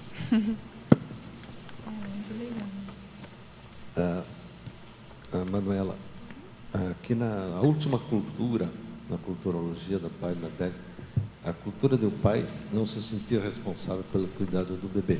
Sabes que tem mudado um pouco isso, e eu também queria perguntar, dentro dessa questão, se realmente o pai é mais inclinado a ter mais ligação com a filha e a mãe com o filho, se é verdadeira essa afirmação. Eu não sei dizer. Eu sei que meu marido tem uma ligação muito forte com a nossa filha, mas eu também tenho. Mas assim, eu acho que eu não sei dizer se a ligação é maior com a filha. Se diz isso, né? Mas eu não sei dizer se é sempre assim. Mas eu ouvi falar que realmente a ligação pai e filha e filho e mãe é uma ligação muito especial, né? Muito forte. E essa cultura do pai não se sentir responsável também depende muito do país, né? E eu percebo às vezes isso quando em algumas frases assim que eu acho tão engraçado quando alguém me pergunta. Só essa pergunta já é estranha, né? A pessoa me perguntou, uma pessoa que eu conheço há muitos anos, que mora no Brasil, perguntou se meu marido me ajuda a cuidar da minha filha. Eu perguntei assim, como assim me ajuda a cuidar? Ele, não, pai, óbvio que ele não me ajuda, ele cuida. Né? Ele tem obrigação.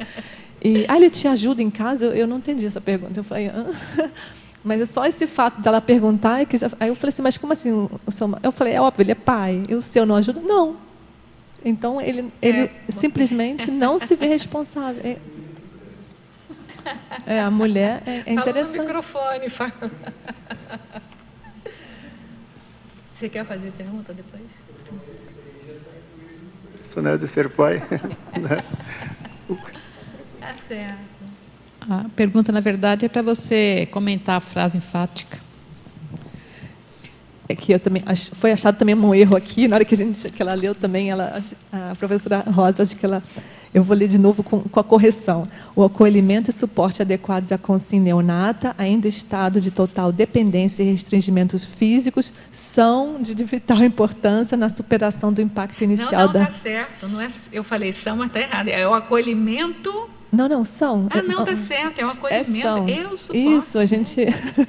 Eu acho que a gente mudou tanto a frase, talvez tenha mudado que acabou que o verbo não... Tem que dar uma olhada aqui mesmo, mudou muito.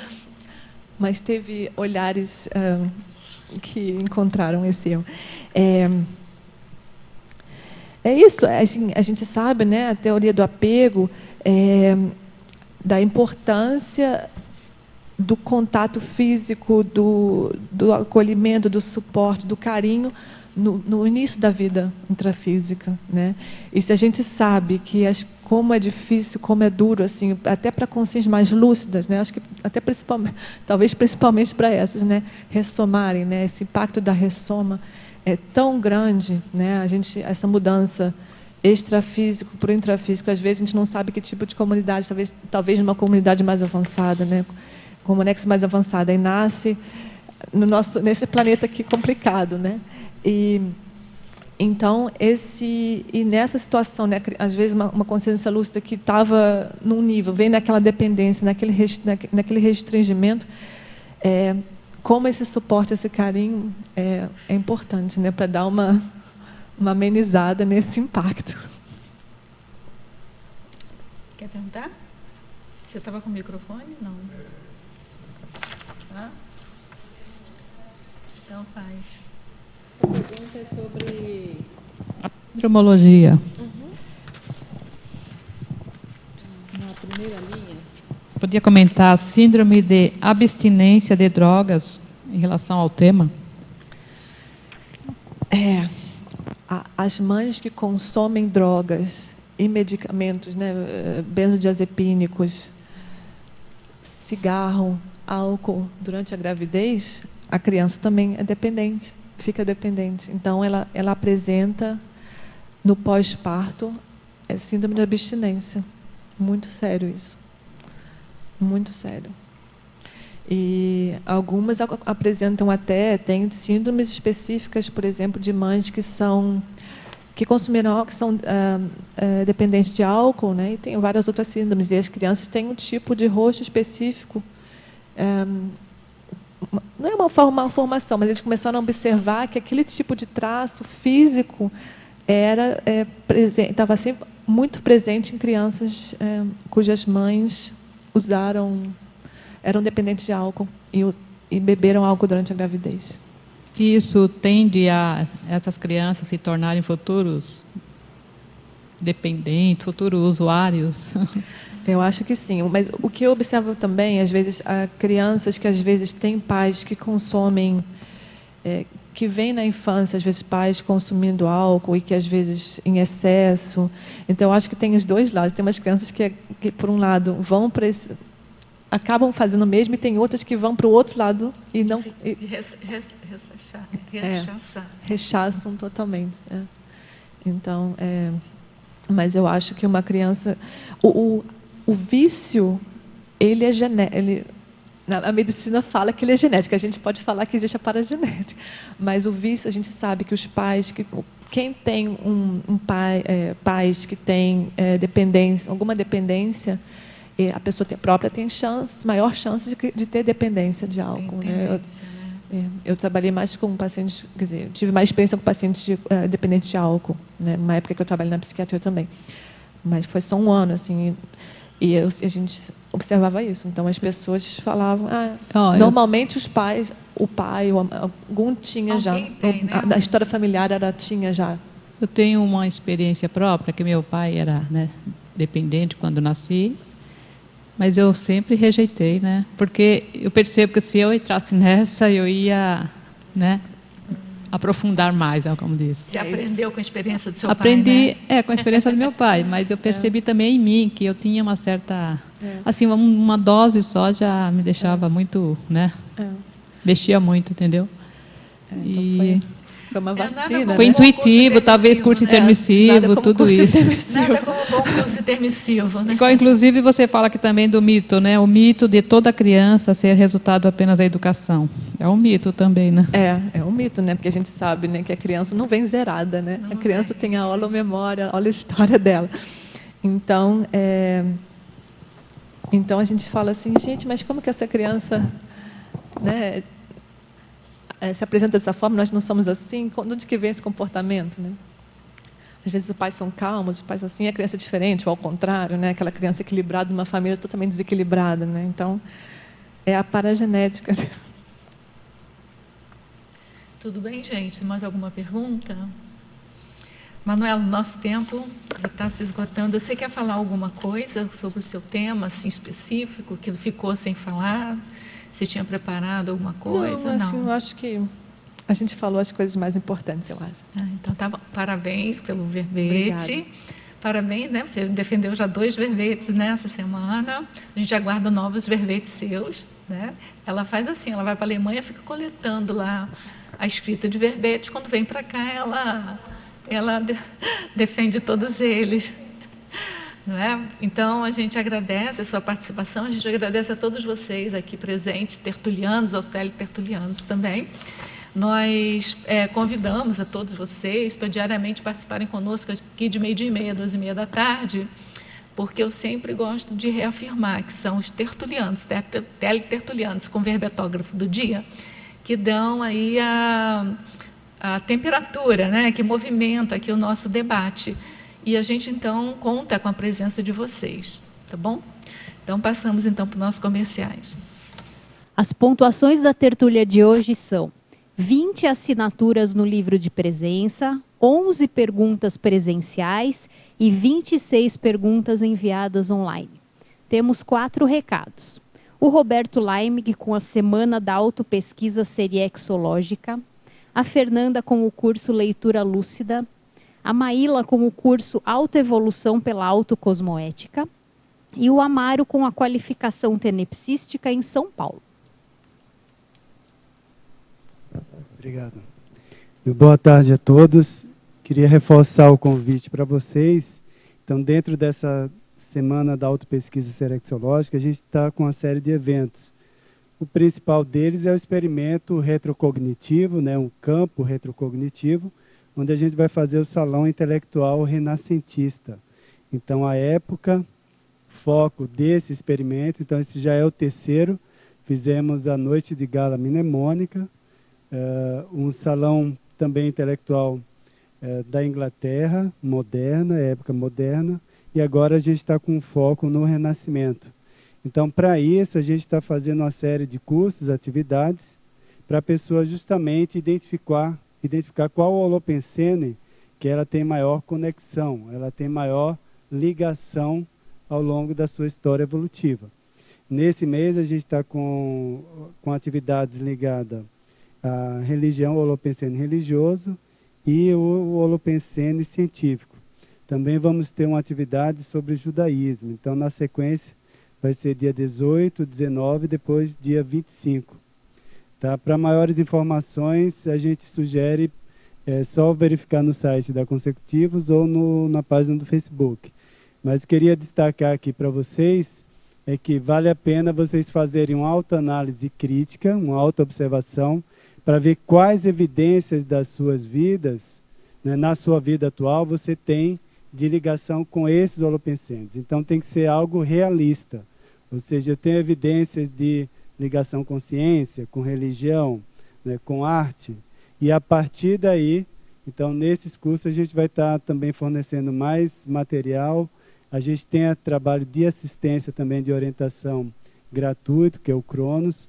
E, bom, enfim, uma série de métodos e tecnologias que a gente já vem desenvolvendo para auxiliar justamente a pessoa a recuperar a memória, e nesse trabalho de recuperar a memória que ela vai tendo as autorretrocognições. Então fica aí o convite, o Salão Intelectual dia 21 de abril. E nesse mês, 18, 19 e 25, a gente tem atividades voltadas a essa semana de autopesquisa. Obrigado a todos.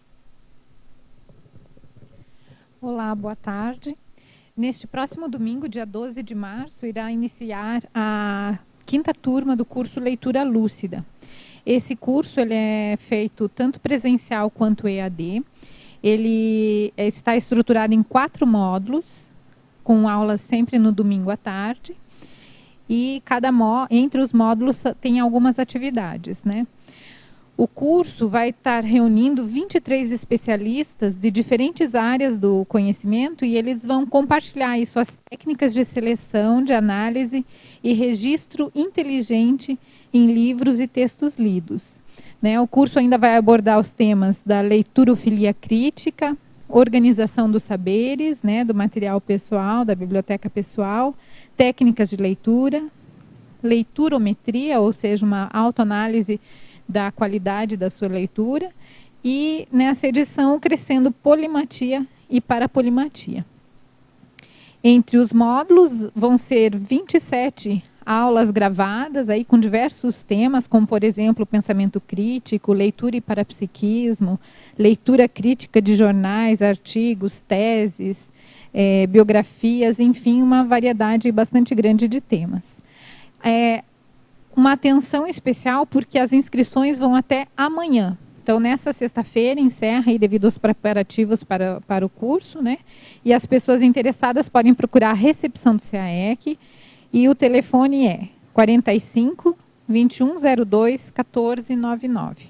Obrigada.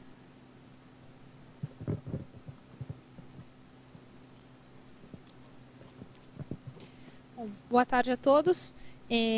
Eu sou a Maíla, da Cosmoetos, e estou aqui para falar hoje do curso Autoevolução pela autocosmoética. É um curso que vai estar iniciando agora nos dias 18 e 19, ou seja, no próximo final de semana, também, onde a gente visa, então, trabalhar e estudar a autocosmoética de cada participante com o objetivo de transformar em novos hábitos cosmoéticos. Então, você vai começar a trabalhar a cosmoética de uma forma mais prática, no dia a dia, para estar tendo esses desenvolvimentos de reciclagens e da própria evolução.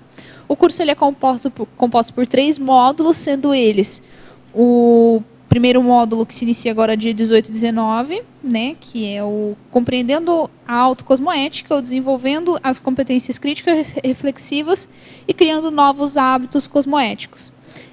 Qualquer dúvida e para mais informações, tanto na recepção do SEAEC ou nos contatos, no e-mail contato@cosmoetos.org.br e também no telefone DDD 45 99 129 4122. Obrigada.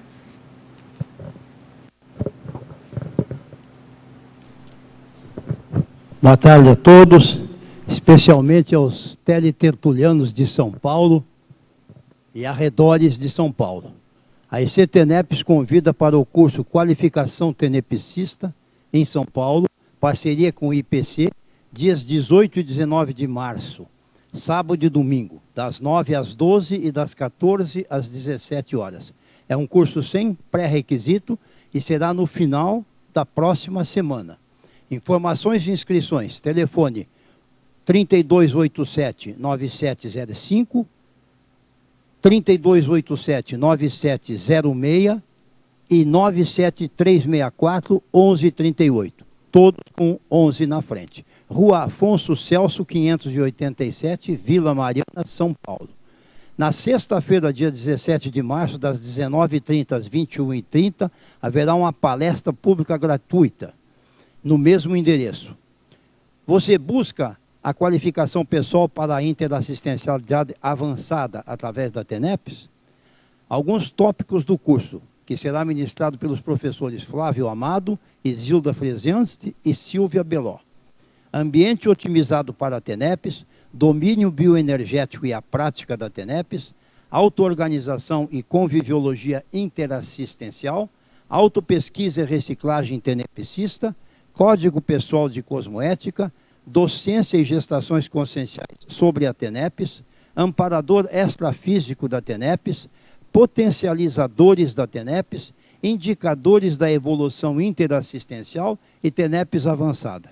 Tudo com vocês, vocês estão convidados, apareçam, sejam bem-vindos. Obrigado.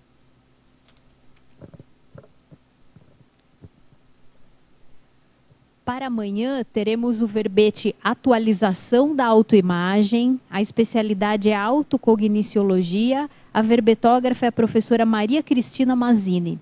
Agradecemos a presença e a participação de todos, desejamos uma ótima tarde e até amanhã.